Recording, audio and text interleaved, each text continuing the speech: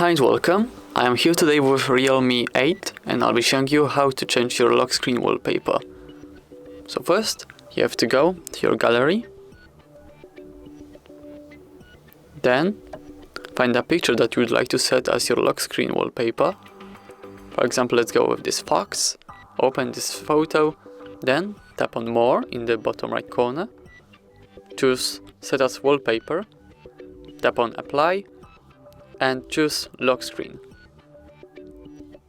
Now if we lock our phone and open up the lock screen, as you can see we have changed the lock screen wallpaper. And that's everything for this video. Thank you so much for watching. Please leave a like on this video and subscribe to our YouTube channel. Goodbye.